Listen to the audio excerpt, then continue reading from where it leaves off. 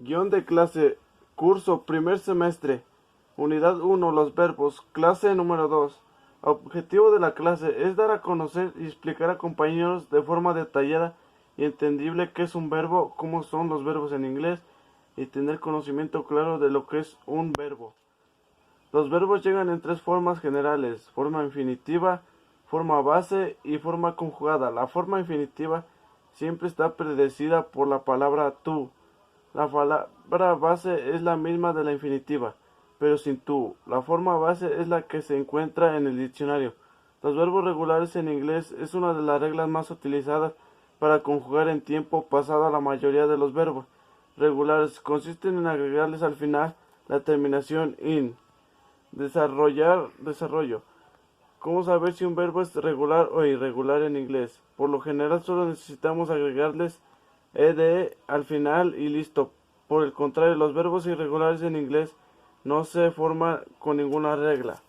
Se puede identificar porque su forma con ninguna pasada cambia. Un verbo en inglés es irregular cuando sus formas en pasado simple y pasado participio no terminan en ed.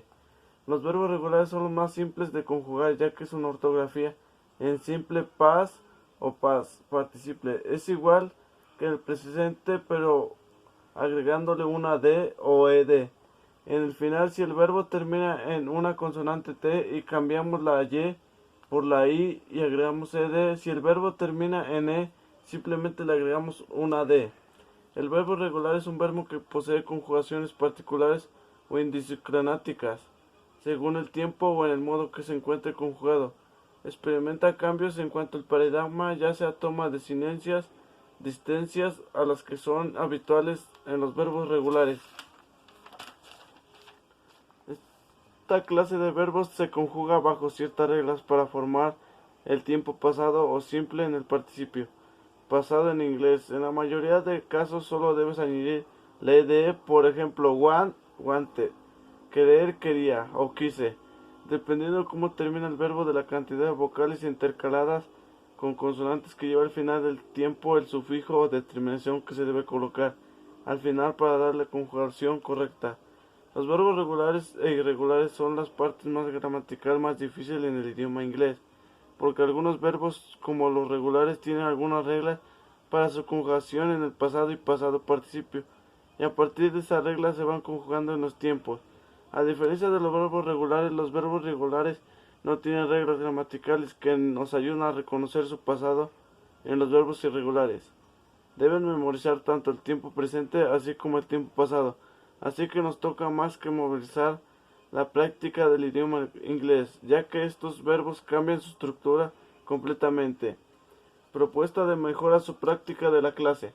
Aspecto, fortalezas, área de oportunidad, planificación.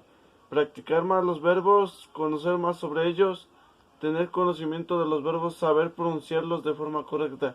Recursos, tener los materiales necesarios para hacerlos, tener libros de verbos, tener los recursos necesarios para hacer los verbos, tener muchos verbos para combinarlos entre ellos. Estrategias didácticas, actividades. Lista de verbos regulares en idiomas en inglés. Hacer borradores de los verbos más básicos que hay en el mundo, que sean fáciles de hacer, tener más información sobre ellos.